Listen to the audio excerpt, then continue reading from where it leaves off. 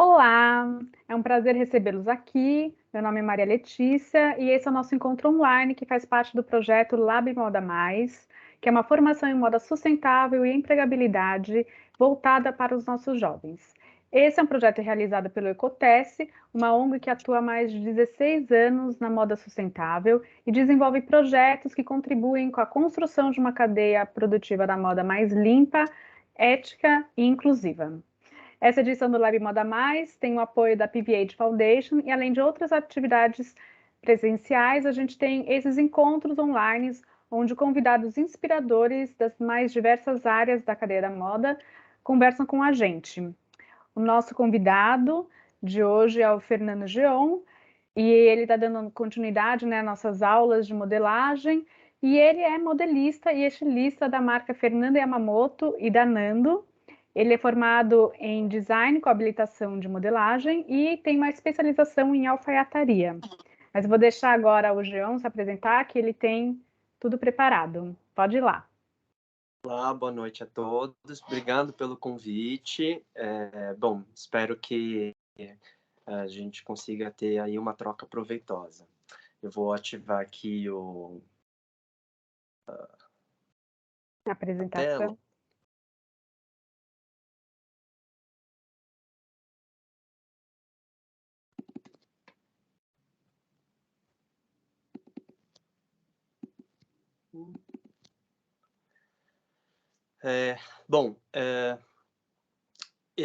Bom, sou Fernando Geon, estilista e modelista.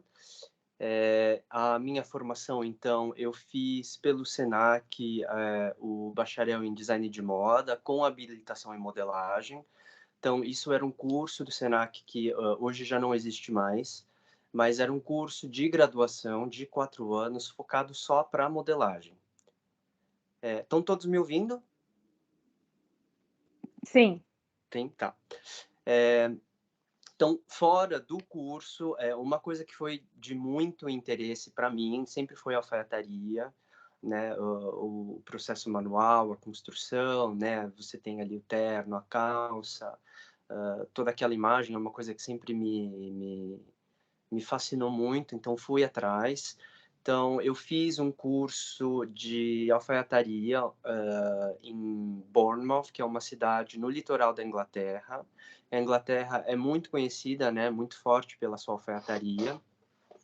E lá eu aprendi todo o processo artesanal e manual na construção de um paletó, né? Então, hoje em dia você vê, por exemplo, muitos paletós, né, muita alfaiataria feita industrialmente, mas lá você aprende a fazer essa alfaiataria exatamente porque mesmo o industrial você não consegue substituir, né, uma roupa feita sob medida.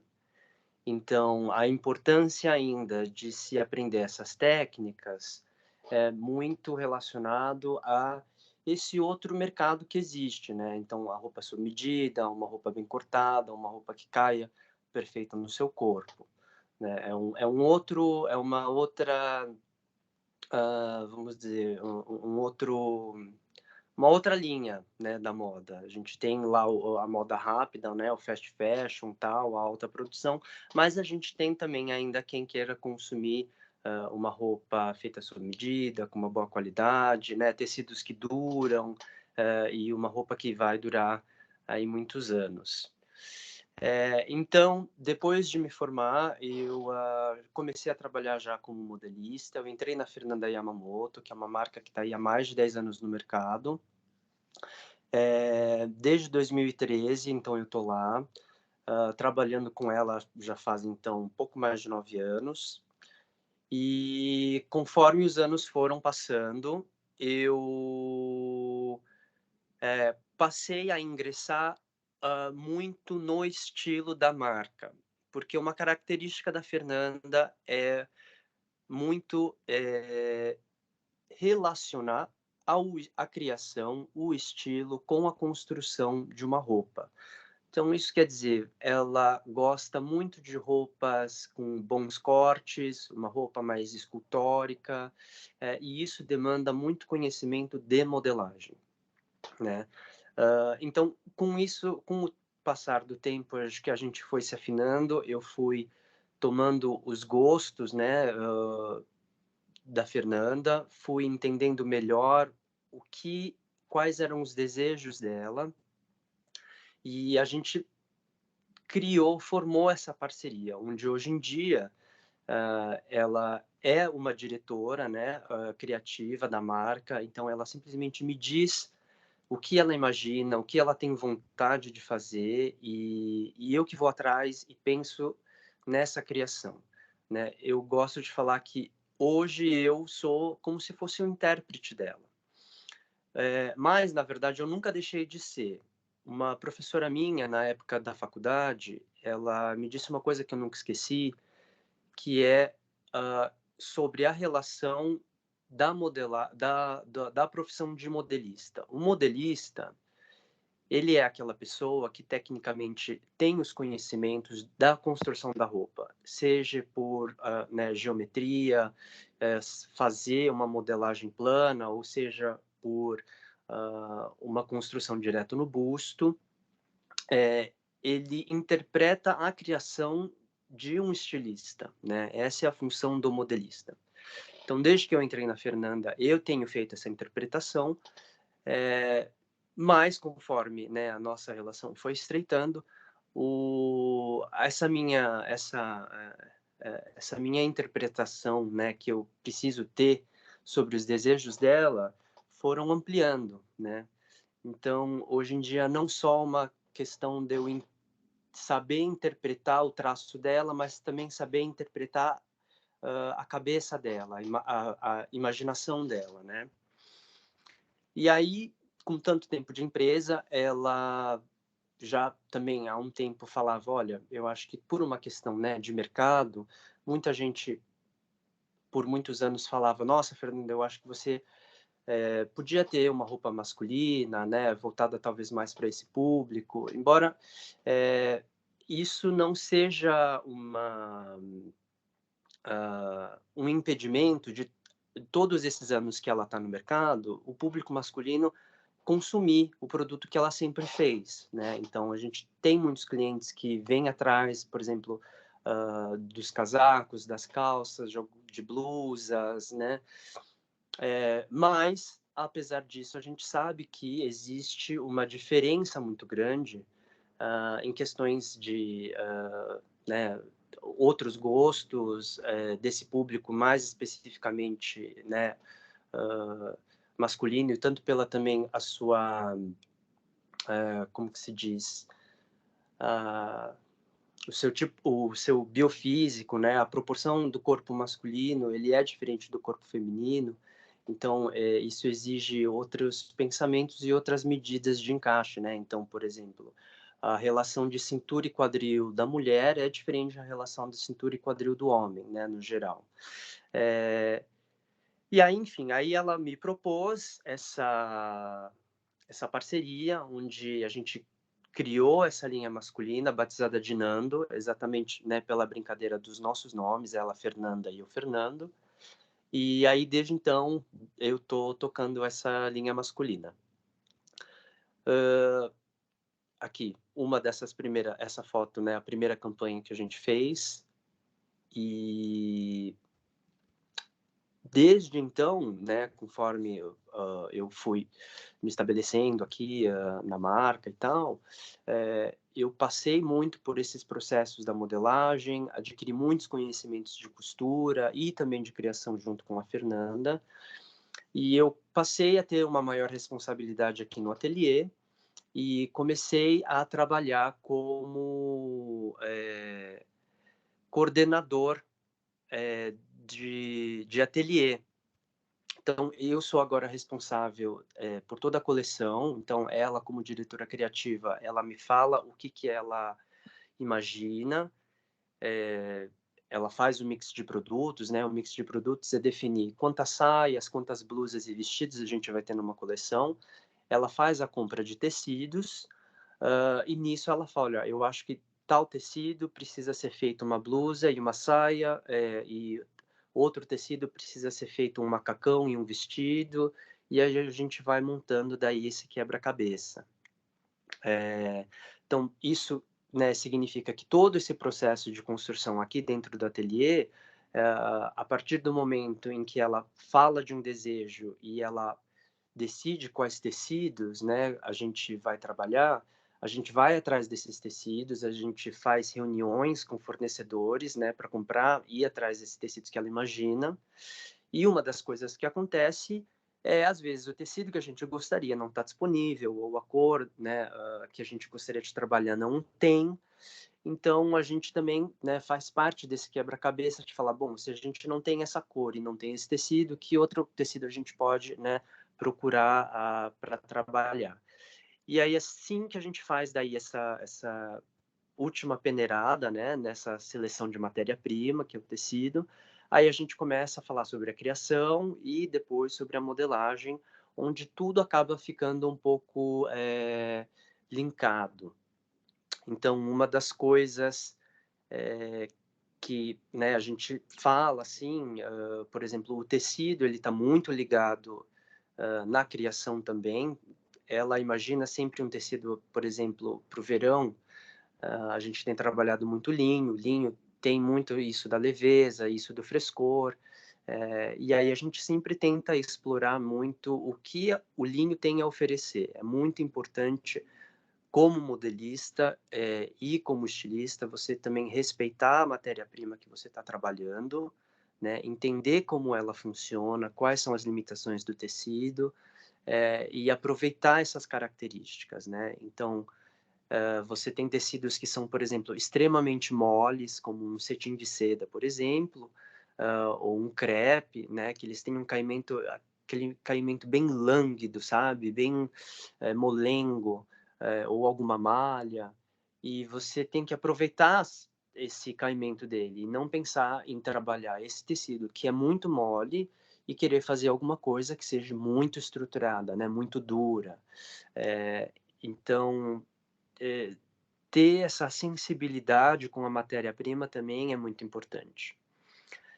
Uma outra coisa que é importante também nesse processo é o conhecimento de costura, né? Então, você, como modelista, você tem uma obrigação em saber costurar, tanto quanto uma costureira ou piloteira tem, né? Porque você, como modelista, é quem guia ela. Você fala, olha, eu preciso que essa costura seja feita assim, ou assada, preciso que você trabalhe com esse tipo de maquinário, né? E é uma coisa que uh, ao longo do tempo, além da parte do, né, do conhecimento de modelagem, a costura ela sempre tem que estar ali alinhada.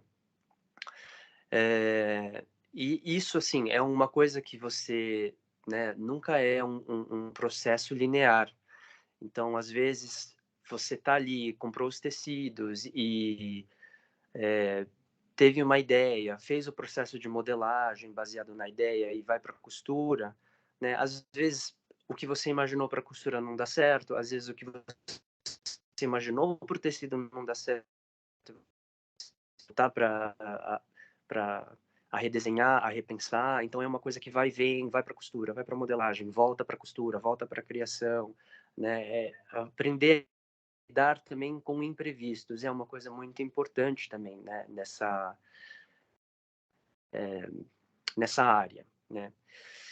Então, depois desse processo todo, né, do corte, da costura, modelagem, criação, o que a gente faz daí aqui é o processo de gradação. A gradação é a numeração também, como é conhecida. Então, o tamanho P, MG, ou 32 perdão, do 36 ao 46, e assim vai, né? Então, essa parte da gradação, a gente aqui no ateliê manda para uma pessoa fora, é um terceirizador, que faz essa numeração por um programa, né? Então é tudo mais automatizado assim. E aí depois que essa gradação volta, né? Esses papéis, né? Esses tamanhos voltam, a gente daí despacha para a produção, para as oficinas. Então as oficinas, né? Elas são às vezes aqui a gente tem oficinas de 4 costureiras, a gente tem oficinas que, na verdade, é só uma costureira. E aí, para isso, a gente, enfim, também tem que ter uma certa, né, proximidade com essas oficinas, porque cada oficina tem uma característica. Então, às vezes, a oficina ela gosta de trabalhar com malhas, por exemplo, ou a outra ela gosta de trabalhar só com tecidos finos, né, aqueles tecidos mais fluidos, que acabamentos mais delicados. Tem outras oficinas que trabalham só com alfaiataria, por exemplo. Então, é preciso ter também essa sensibilidade, né? Eu acho que, assim, né, na minha opinião, o trabalho do modelista ele tem que estar muito atento a tudo, assim como o estilista, né? Eu acho que o estilista, ele ficar simplesmente ali, que seja no papel, desenhando, imaginando, não leva ele para muitos lugares, né? Ele é uma pessoa que precisa saber experimentar, precisa ter conhecimento em outras áreas, né? Ter repertório, que a gente fala, para que, assim, a criação seja mais rica, né?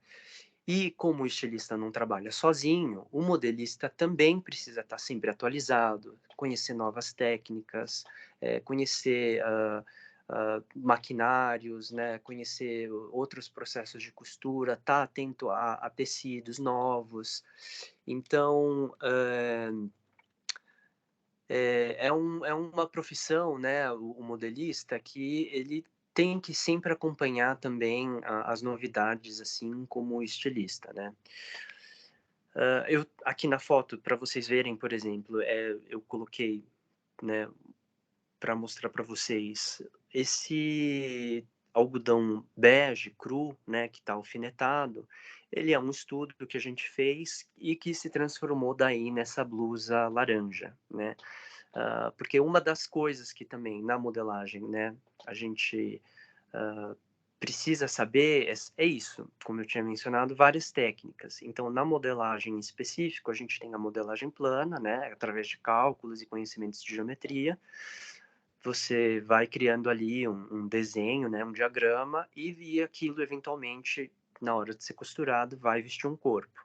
Mas você também pode, direto de um busto, né, de costura, um manequim, colocar o tecido por cima e ir alfinetando e esculpindo daí esse tecido até que ele chegue na roupa que, né, desejada. Que nem esse outro exemplo aqui que eu coloquei para vocês, né? A gente faz, às vezes, uma metade de um busto quando o modelo ele é simétrico. Então, a gente faz esse estudo, coloca o algodão cru, alfineta, vai, corta aqui, corta ali, alfineta e tudo mais, até chegar daí nesse outro produto final, né? Esses vestidos, o preto e o amarelo. Bom, aqui no final, né, no mercado de trabalho, uma das coisas que eu considero muito importante, né, que eu, inclusive, eu acabei de mencionar, é, é sobre esse conhecimento têxtil, né, saber trabalhar com tecidos, saber a variedade dos tecidos, como eles reagem, saber fibras, né, as fibras dos tecidos, se é fibra natural, se é fibra química ou se é fibra artificial, né? Sempre se aprofundar na modelagem. A modelagem é o tipo de coisa que a gente nunca sabe demais, né? Sempre tem alguma coisa nova para aprender, assim como a costura. E para que isso tudo ajude, né, você como profissional da modelagem a ter o controle de etapas da produção. Então, por exemplo, uma coisa que é muito comum aqui no ateliê na hora do corte, a gente tem um cortador, o Oséias, e na hora do corte, por exemplo, ele encaixa as modelagens no tecido e ele acaba falando, olha, né, às vezes ele me avisa, essa modelagem que você fez, ela está consumindo, sei lá, 5 metros de tecido, né? E 5 metros de tecido é muita coisa, né? Vai fazer uma peça muito cara.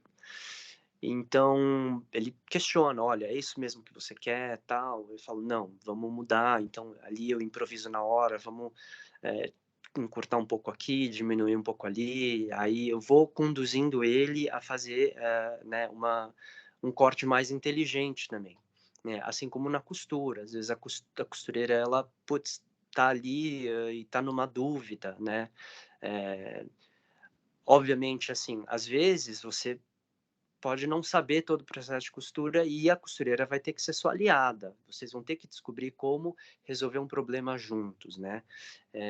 E para isso você também precisa dessa certa intimidade, né, com a costureira e com esse processo de costura. E também não só isso, assim, para você chegar num produto bacana, né, e que não te traga muito desperdício, você consegue, por exemplo, fazer uma roupa onde você repensa daí, em um certo momento, em todos os processos, inclusive aqueles processos que você tem um certo desperdício, né? Então, por exemplo, essa foto que está aqui, ele é de uma coleção que a gente fez, onde a gente usou as auréolas do tecido. Então, a auréola, para quem não sabe, é a borda, né, do tecido, é aquela parte em que uh, da parte do tecido que ele não desfia, e isso é sempre descartado, porque vocês podem ver que eles têm esse aspecto, né, essa rebarbinha e tal, e normalmente tudo isso, assim, né, é sempre escondido e descartado. Então, o que a gente fez aqui no ateliê foi pensar, bom, acho que a gente pode aproveitar isso, é, pegar essas tiras, né, de auréolas que as oficinas sempre descartam e pensar na construção de um tecido. Isso, na verdade, inclusive, eu até esqueci de mencionar aqui, é uma ideia que quem trouxe para o ateliê aqui foi a Agostina Comas, que fez aqui um encontro com vocês.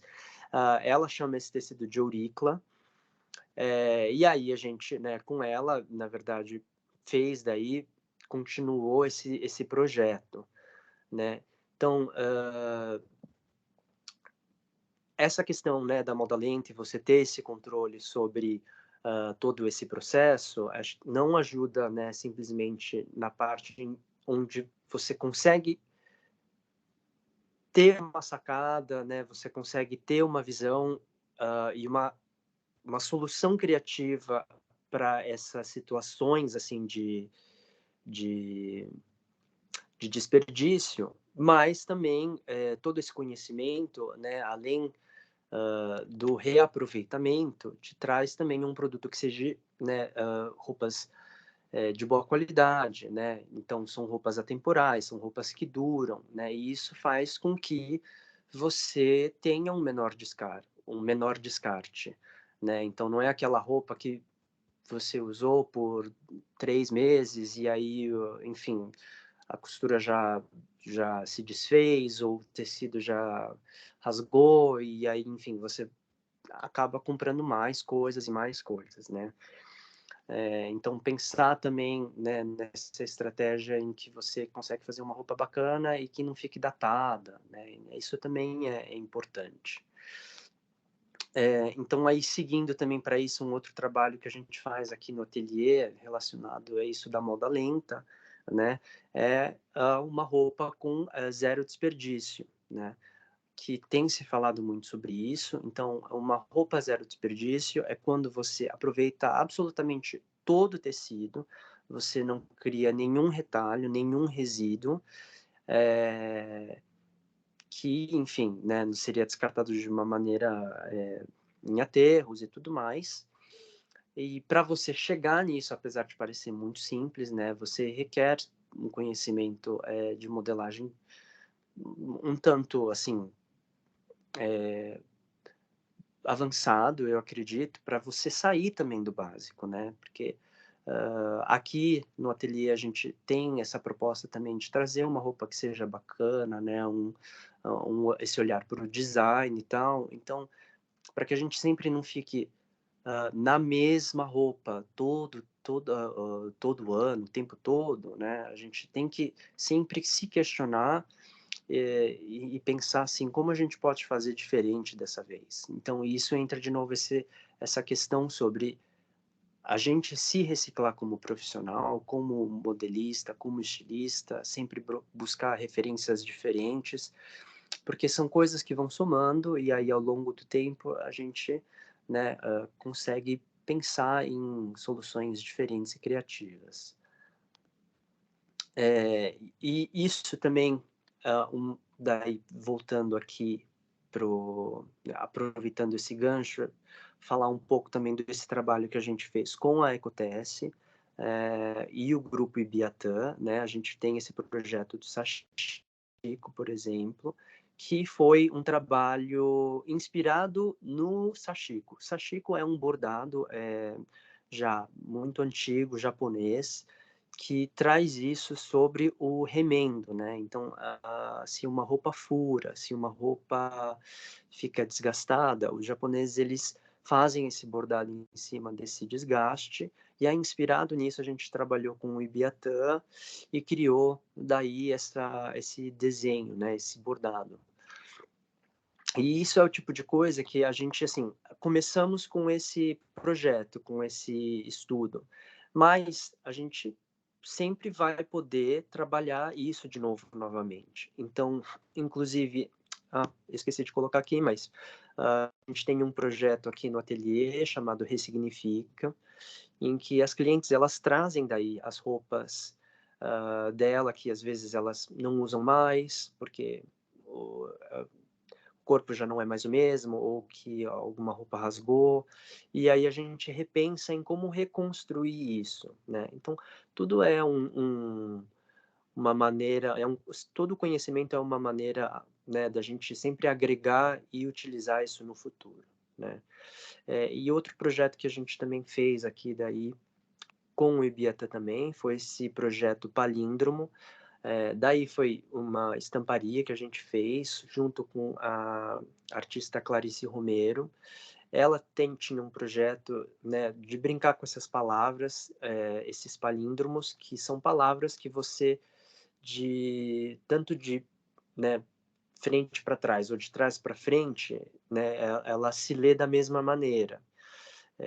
Então é uma brincadeira que ela fez daí junto com a Fernanda, e aí o Ibiatã fez essa estampa pra gente daí também. E aí outra coisa que a gente fez também daí com a Ecotesse, mas dessa vez com a Oficina dos Anjos, foi o projeto Captonê, onde a gente cria daí essa textura nesse casaco rosa que vocês estão vendo, essas texturas geométricas, né? Isso é uma coisa que a gente fez uma primeira vez, a gente explorou de novo, acho que né, em 3 coleções, e é isso, a gente tem sempre tentando se reciclar também, né? Então, saber, por exemplo, né, o que também de mão de obra, né, outras técnicas, que nem o captonê ou o sashiko, como que a gente pode fazer isso de uma maneira diferente e interessante, assim, né, para que a gente sempre possa se renovar. Bom, eu acho que por enquanto é isso. Eu espero que vocês tenham gostado. Sim. Deixa eu voltar para a sala. Eu acho que tô vendo. E é isso. Então, Não, foi ótimo. Você explicou bastante assim do processo, né, do trabalho de você dentro do ateliê, que eu acho que é muito interessante. E eu vou começar a primeira pergunta com o que te fez se interessar por moda e ver a moda como uma possibilidade de carreira? só um instantinho que eu tô tendo um problema aqui com O vídeo? o tripé. Deixa eu ver aqui. Pronto. O que me fez me interessar por moda...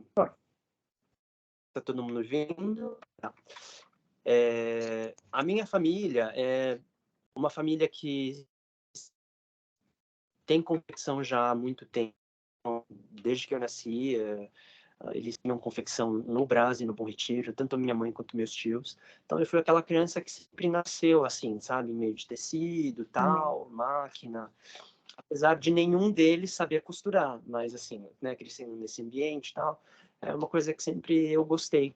E aí, enfim, cresci com isso na cabeça, e aí na época de escolher daí uma faculdade, né, fazer um curso assim, que tive essa oportunidade, eu falei, eu acho que eu vou fazer aquilo que eu sempre quis, assim, desde criança, assim. Então, acho que uma coisa meio afetiva também. Interessante, né? Porque até a segunda pergunta era por que que você se interessou pela modelagem? Porque normalmente quando a gente pensa em, sei lá, em pensar, trabalhar com moda, você sempre é designer, o estilista. E o que te fez levar para a modelagem? Essa aproximação com a confecção de logo de cara? Eu acho que, por exemplo, eu quando acho que pouco antes de entrar na faculdade, eu fiz alguns cursos, né? É isso, na minha cabeça, você é um estilista, na verdade, né? Mas eu fiz um curso daí, por exemplo, de desenho, né? E depois eu fiz um curso de corte e costura. E aí eu fui vendo assim, no curso de desenho eu já comecei a ficar um pouco assim, putz, eu tô tendo uma ideia, mas eu não tô sabendo exatamente o que que é essa ideia, né? E aí onde eu começava a ficar um pouco inquieto, porque eu tinha uma ideia de uma saia, mas eu não fazia muita ideia de, né, como que fazia uma saia. Aí eu procurei esse curso de corte e costura. Acho que na Sigibol, sabe? Um curso Uhum. bem livre. E aí lá, por exemplo, esse curso de corte e costura é um curso em que eles, por exemplo, te entregam a base pronta, né? Então eles têm uma base de saia, eles têm uma base de calça. E aí, conforme eu fazia o curso, aí eu também ficava um pouco instigado, eu ficava um pouco inquieto porque eu não entendia assim como que chegava nessa base, né? Para mim não fazia muito sentido assim. Eu queria entender, putz, por que que a saia tem essa curva e não tem outra, sabe? Então eu questionava muito isso. E aí eu fui, então, na época de procurar cursos, né, para faculdade, ah, tinha lá os mais conhecidos, né, a Santa Marcelina e tal. Nessa época eu acho que até já tinha o USP, também fui procurar. E tinha daí esse do Senac, que era exatamente focado para modelagem, né? Que para mim o que eu entendi daí do curso de Uhum. corte e costura era saber como construir a roupa. Então eu falei, bom, eu acho que é mais interessante eu saber construir uma roupa primeiro, para depois saber o que que eu vou querer fazer, assim, né? Isso foi a minha linha de raciocínio. E aí no final fiz o curso, né? Achei ainda bem esse curso do Senac e ingressei e fui.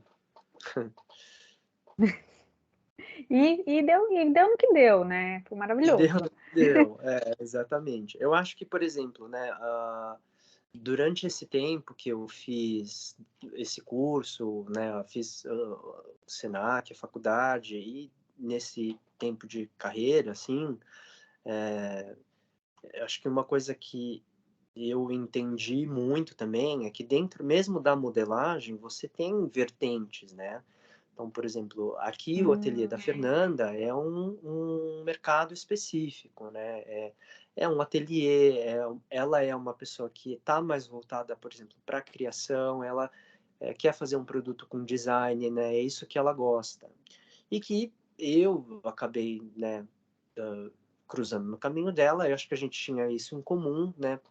E deu certo daí essa parceria. Mas você tem, por exemplo, também, né, em outros mercados, né, outros públicos, você pode ser um modelista, por exemplo, né, de grandes magazines, você pode ser modelista, uhum. né, das confecções do Brás e Bom Retiro, em que a lógica deles é muito mais sobre você realmente assim vender, né? Aqui, obviamente, é importante Otimizar, isso, né? né?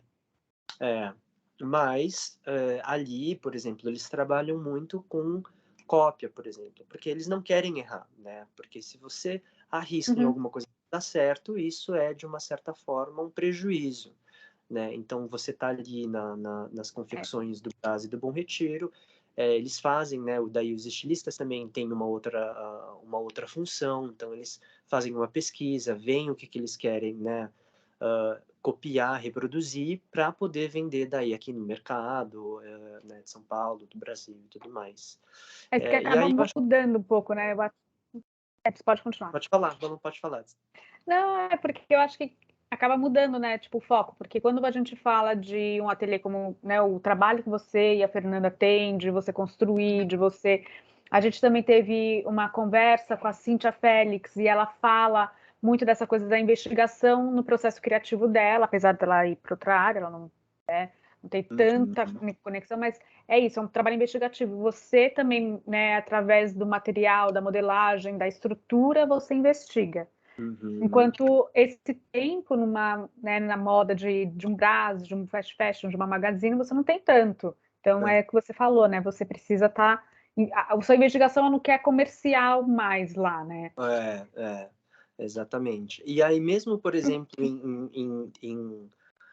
né, em nichos que nem o da Fernanda, por exemplo, né, outras marcas, né, vamos dizer, nossos concorrentes, a gente tem marcas que também o foco não é tanto a modelagem, por exemplo, às É. vezes mais, por exemplo, a Flávia Aranha, ela tem essa relação com o tingimento natural, a sustentabilidade.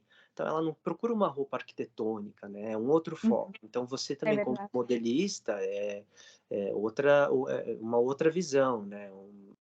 Outro trabalho também, né? Uhum. Uma outra Vou pegar. identidade. E até vou puxar um pouco aqui, você falou da sustentabilidade, que era um pouco da pergunta, mas o Wesley, ele pergunta assim, se já dentro do início da moda você tinha algum conhecimento sobre a importância da sustentabilidade ou isso apareceu com o tempo, já que você puxou a história da... Olha, isso apareceu com o tempo, porque assim, isso da sustentabilidade, assim, eu lembro dos começou um pouco na faculdade, na verdade, mas naquela época era, por exemplo, eu tinha uma matéria sobre isso em 4 anos inteiros, né? Eu tive um semestre e uma matéria sobre isso. E era uma coisa que já se falava muito do fast fashion, né? Quais os danos causados sobre isso.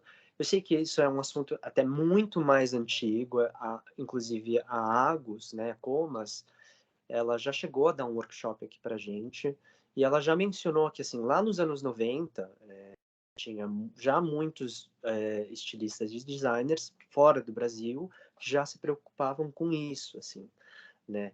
Mas isso acho que é uma coisa que chegou muito forte aqui, né, no Brasil, São Paulo, assim, né, nos últimos, talvez, 5, 7, 5 anos, eu tô chutando alguma coisa assim, sabe?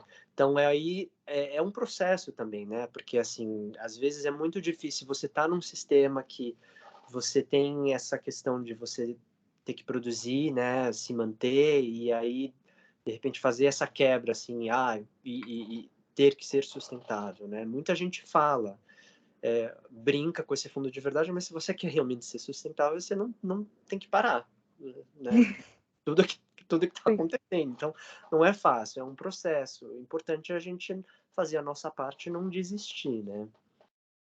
Investigar mais, eu acho que os processos, porque é o que você falou, né? Quando você está no meio do processo de fabricação, de produção, Uhum, gente, para você parar uma máquina de tecido, para você testar, é um tempo que a pessoa vai ter que parar, para parar a uhum, produção, que eles, né, numa indústria é tempo de dinheiro parado. E quando exatamente. você tem que recomeçar, mas, enfim, isso faz parte, assim. Então, como que você vê a cadeia, assim, produtiva de moda e a sustentabilidade? Você acha que existe um caminho? Olha, assim, eu acho que existe, mas posso parecer meio pessimista, assim, mas eu vejo um caminho muito difícil, porque né, você vê, isso não depende só da gente, né, que putz, se preocupa e está com essa vontade, né, e existem também outros fatores, né, de questão sociais e políticos que influenciam muito nessas tomadas de decisão, né, para a gente conseguir fazer esse trabalho sustentável, né, e a gente nessa situação política que está, a gente sabe que putz, é muito Mais complexo, assim, complicado. porque a gente está numa crise, né, então tem a questão de, nossa, a gente faz uma roupa que a gente tenta ser o mais correto possível, né? A gente tenta trazer menos danos, mas também tem essa coisa de que assim todo esse processo acaba sendo um pouco caro, encarece o produto, né? E aí a Ele gente fica mais, entra ele é inviável, né? e aí entra um pouco nessa questão de, putz, até também onde a gente consegue ser acessível, né? Que isso não é o ideal. Então, a gente está num nicho pequeno, né? Mas eu acho que, por exemplo, tem uma amiga minha que trabalha na CIA e ela me conta, né, do processo interno de lá. Eu acho que eles também estão começando a olhar mais isso. Então, eu acho que tem uma esperança, assim. Então, mas né, me parece ser um caminho um pouco longo ainda. É.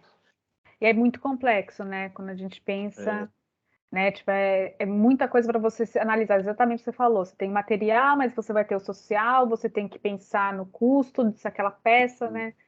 Às vezes está falando muito com nicho, enfim. Mas eu acho que existe esse caminho.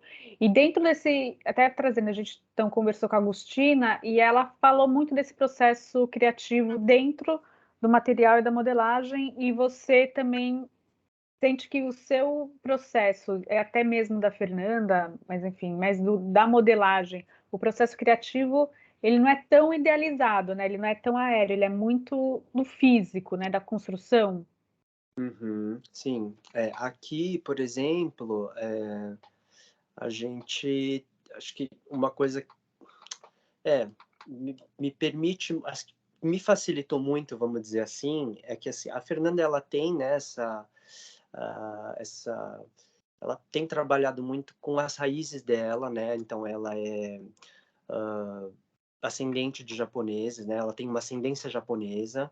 Uhum, E os japoneses, por exemplo, eles têm o kimono tradicional de muito tempo, e o kimono ele é uma peça zero desperdício, por exemplo. Então, o kimono na hora da construção, o japonês ele não corta nada e não joga nada no lixo. Então, tudo que sobra, o japonês ele coloca dentro do kimono. Então aí, assim, ela começou um pouco esse processo investigativo há uns anos atrás, né? E aí ela foi, né, liderando isso. Então eu junto com ela a gente foi pesquisando outras coisas, né? E essa modelagem, né, zero desperdício geométrica, não é uma coisa exclusiva daí só dos japoneses, por exemplo, né? No Oriente Médio isso também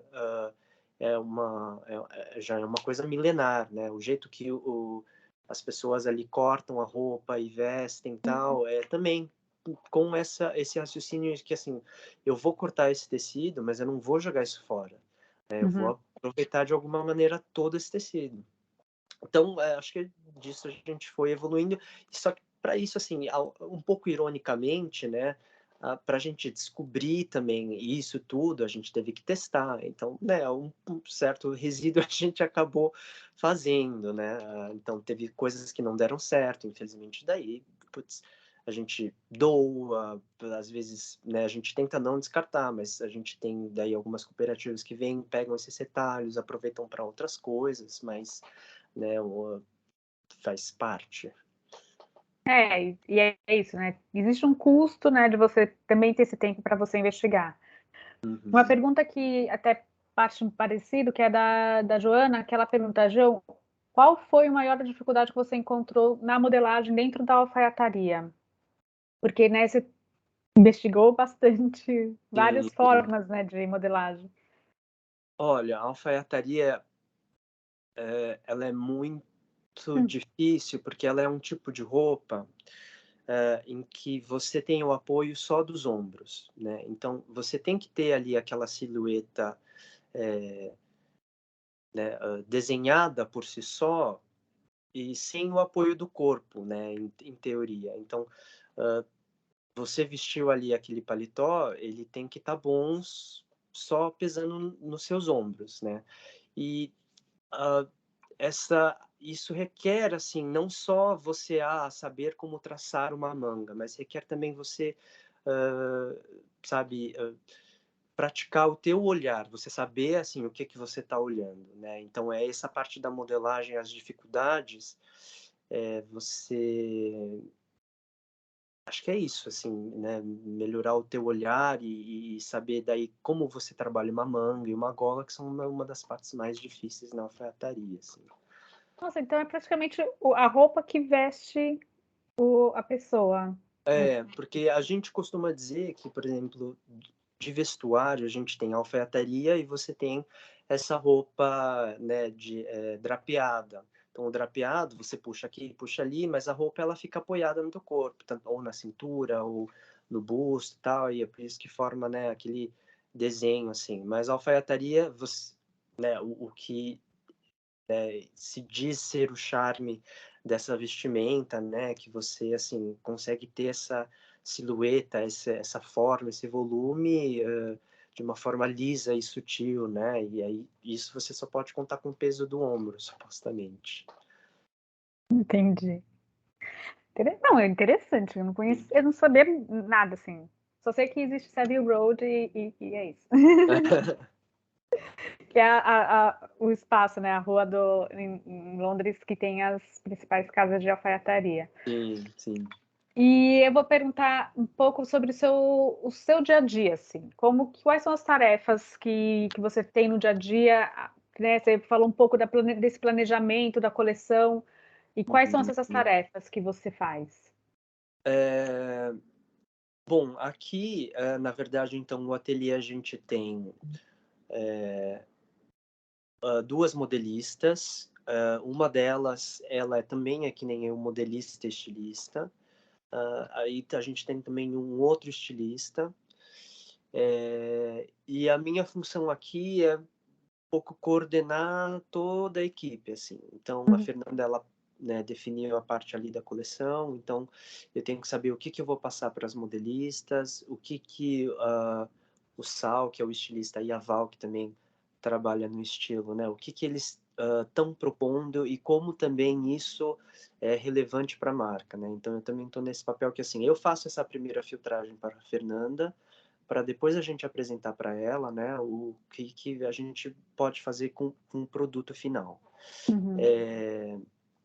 E aí, nisso, eu também tenho que coordenar daí a produção. Então, corte, a pilotagem junto com as costureiras. Eu tenho que saber, por exemplo, né, o que está sendo bom e ruim na parte da modelagem, na parte da criação, para a gente, né, também pensar no futuro, o que está sendo acertado, o que está sendo errado, saber como, né, facilitar a vida das oficinas também, tem que estar um pouco ligado em tudo, assim, né? E é uma coisa, é isso, é muita interação com as pessoas, assim, né, o trabalho. É uma Porque coisa que pode falar.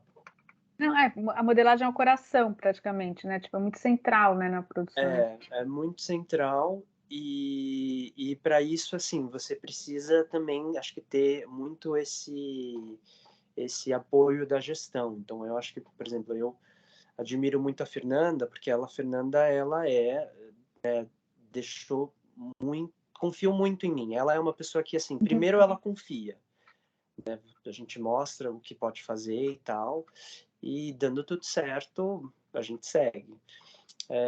E ela então ela vai conduzindo muito né, enfim, ela sabe conduzir muito bem, né, daí Uhum. como empresa. Eu acho que isso também é importante, porque apesar da modelagem ser muito importante, eu acho que se você também não tem uma pessoa na gestão, né, por exemplo, uma diretora como ela, que também não te dá um apoio, fica mais difícil, né?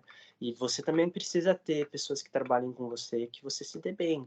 Então, as piloteiras, elas são, né, também muito fundamentais. Então, a gente tem que ter uma comunicação muito boa, né, sem ruído. Isso é uma coisa, na verdade, de todo trabalho, né, que para É, se é bem feito, assim, porque a gente não consegue fazer tudo sozinho, infelizmente. Ou felizmente, né? né? Porque eu acho que quando você mostrou a parte do planejamento, que né, tipo, o quanto que é isso, né? Você recebe um input, né? Recebe uma inspiração, você tem que trabalhar, interpretar e depois passar isso, né?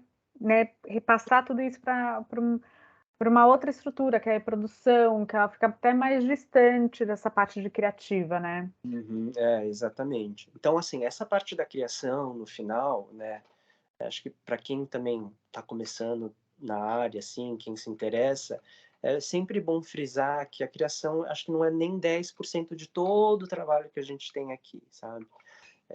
Assim, a gente obviamente tem que pensar, né, ser criativo, mas para executar se demanda muito mais tempo. Então a gente tem que estar preparado ali para, além da criação, trabalhar com outras coisas também, né?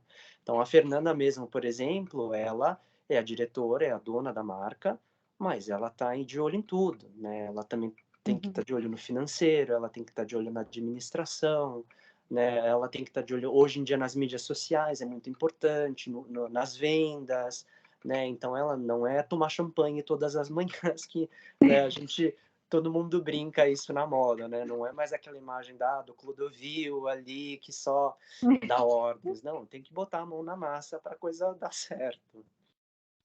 Não, e até como quando você explicou, né, na sua apresentação, acho que é isso, assim, a criação ela começa a acontecer, ela tem um momento de 10%, né, das ideias, para depois ela acontecer também todo o outro processo, né? Quando você fala o cortador, ele volta, então, né, tipo, deu errado, tem que repensar, então essa coisa também vai girando no processo. Eu acho, principalmente para mim, também uma coisa que é muito interessante, né? O fazer ser um processo criativo também, né? Tipo, dessa parte de Sim, produção.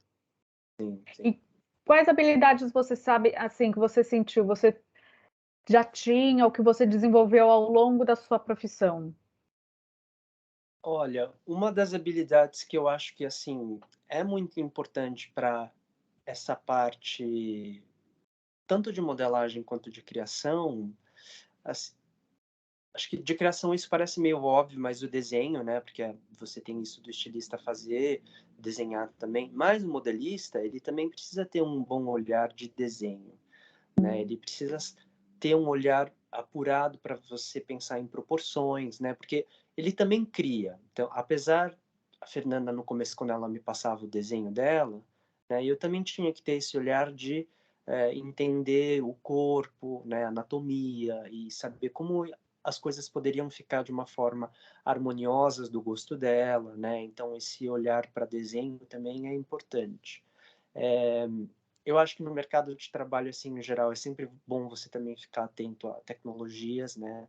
Maquinários, às vezes, porque às vezes você pode ir para uma fábrica, talvez você não fique só no ateliê, mas mesmo em ateliê, às vezes, né, tem pequenos maquinários que vão sendo lançados ao longo dos anos que, né, podem te ajudar. Um Então, assim, audácia. Audaces, né? Você saber assim que, putz, hoje em dia você tem um programa, o Audaces, né? Acho que até outros, em que você consegue fazer como uma mulagem direto ali no avatar, entendeu? É uma coisa assim, não é nova, porque parece que já tem alguns anos isso, né? Acho que eu diria na época da faculdade eu ouvia falar nisso, Uhum.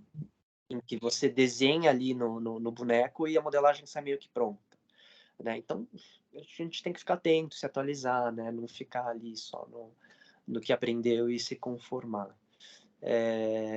E acho que para essa área é bom também sempre ficar antenado, né? A gente não sabe o que aparece aí que às Fazer vezes, sei lá. modelagem no metaverso.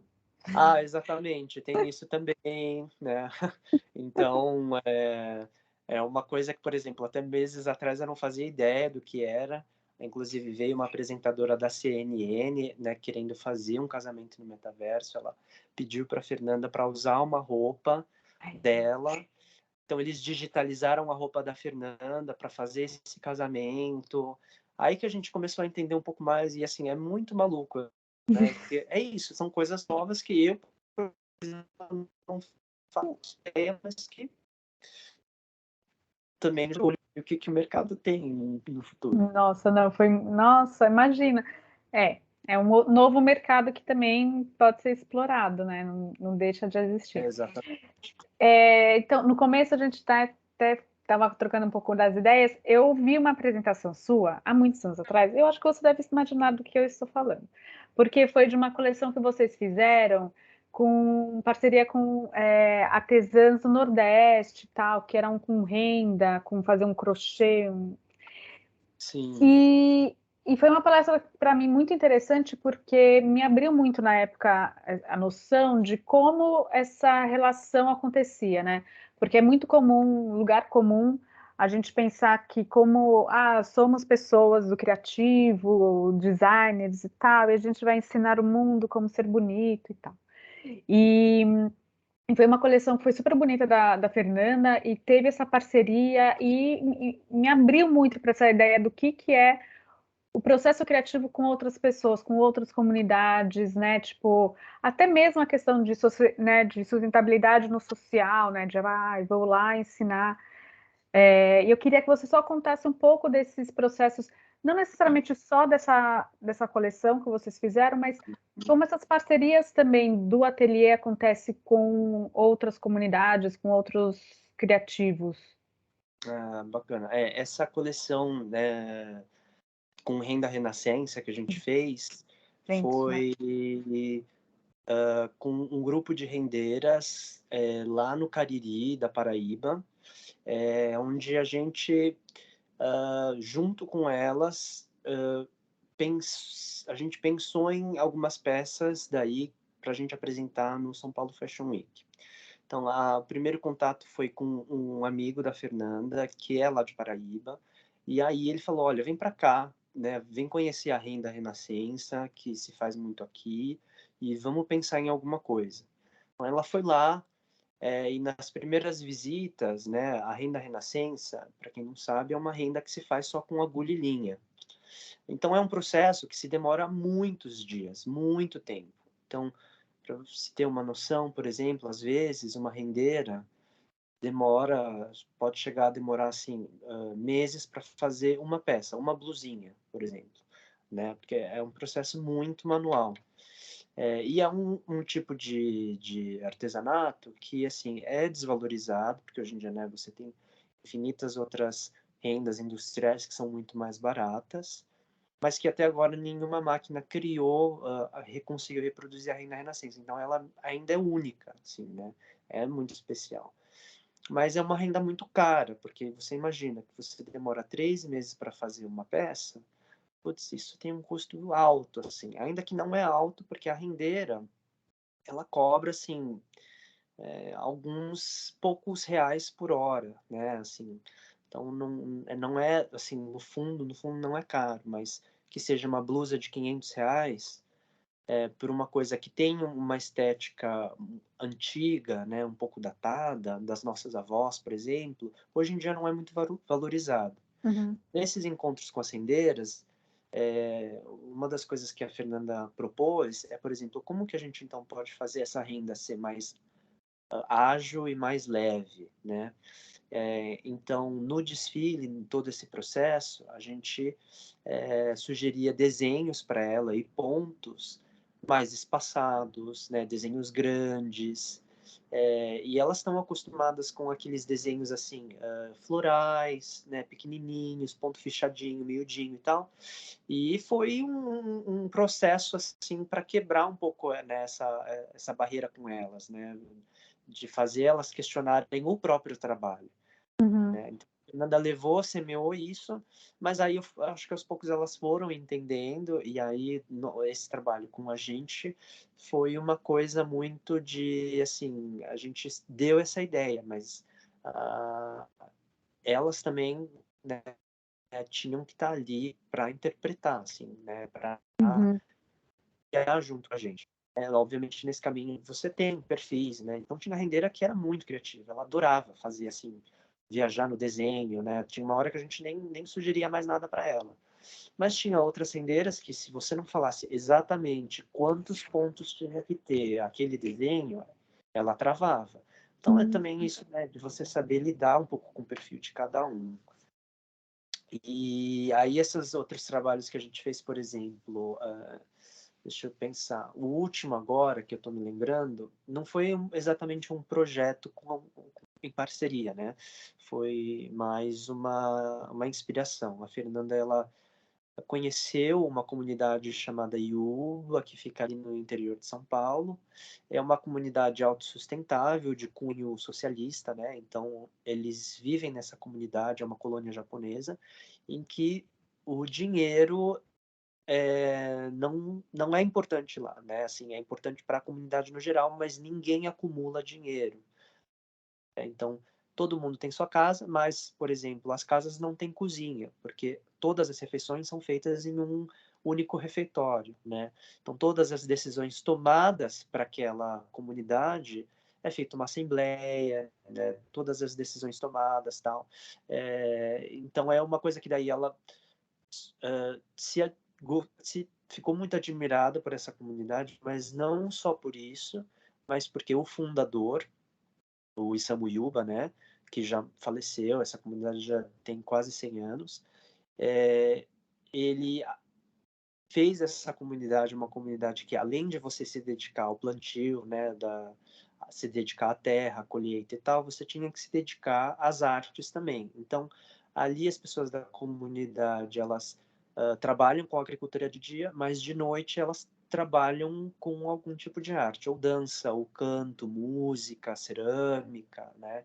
Então, você tem que ter essa leveza, né, para tocar um instrumento, a mesma leveza para, sei lá, colher um quiabo, né? Então, essa poesia, assim, né, que atraiu Uhum. muito a Fernanda. E aí isso serviu também de partida para essa última coleção, assim, né, de desfile. Que acho que isso é uma coisa que eu não comentei, que a Fernanda, ela separa a coleção, né, comercial e a coleção de desfile.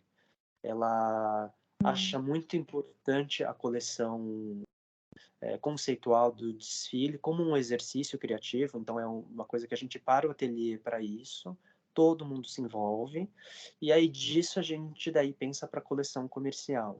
Então, o que ela desfila, ela não vende, e aí o que a gente pensa para vender também, às vezes tem alguma inspiração, mas às vezes não tem nada a ver também com Interessante. desfiles. Interessante. Porque vira esse exercício, né? Interessante. Ah, e depois eu vou querer saber mais sobre essa comunidade. Ah, legal. Acho que eu conheci um amigo que trabalha, mora perto, ele é descendente de japoneses, eu acho que ele já me contou alguma coisa sobre. Não, mas muito Ah, interessante, né? Tipo, porque o processo de criação acaba te levando para conhecer outras coisas, né? Outras culturas também. exatamente. Então, as minhas últimas perguntas tem uma da Joana, que é a questão do processo criativo, de raciocínio, como que você lida com bloqueios criativos. Vamos lá. Olha, bloqueios criativos são é muito difícil lidar, mas assim, ah, o ideal é sempre você não parar, né? Você, putz, tá ali numa hora que você fala, o que que eu vou fazer agora? A melhor saída para isso é procurar coisas assim, né? Para você se inspirar. Então, assim, Outras tarefas. não espera que a criação venha de, né, um poder divino, né? A criação é trabalho, então você, putz, às vezes está ali com um pedaço de tecido, começa a mexer, ou, sei lá, tem um livro ali na estante, começa a ler, tem que deixar fluir, assim, você não pode parar, né? Independente de qualquer coisa. E aí uma hora vem, assim, uma hora você começa a ligar um ponto com o outro. Por isso que é importante você sempre tá de olho em muitas coisas, né? E com o tempo você vai aprendendo a filtrar e a separar um pouco as coisas, né? E vai sabendo assim o que que funciona juntar um com o outro, e tal. Isso também é uma questão um pouco de experiência, mas é isso. Não pare, não espere vir uma inspiração, assim. Tem que pesquisar, tem que trabalhar. Às vezes até no processo assim, de costura mesmo, às vezes sento para costurar, e na hora que eu estou ali na máquina, eu começo a questionar, mas se eu costurar dessa maneira? Aí, de repente, é uma ideia já para a próxima coleção, e aí assim vai. Boa. Muito bom. E quais outras dicas, de repente, que é para os jovens? Uma bibliografia, algum filme, algum documentário, um livro, o que você poderia indicar para eles? Olha, É, olha, para mim, um filme que sempre foi muito inspirador é um filme de um diretor chamado Wim Wenders, ele é alemão, e ele fez um documentário sobre o estilista Yohji Yamamoto. É um estilista ali dos anos 80, né, que começou muito um tipo de movimento na moda que quebrou muitos padrões, assim, né? A linha de raciocínio do Yohji Yamamoto é, é, é assumir que o belo, na verdade, é o imperfeito, né? A simetria que é imperfeita é onde tem a beleza, né? E é onde ele também tem muito o processo de construção da roupa. Tanto que ele é um dos estilistas que fala que ele, na verdade, é mais um costureiro que um estilista, né? Ele se interessa muito por isso. Então, isso é uma coisa que sempre me inspirou.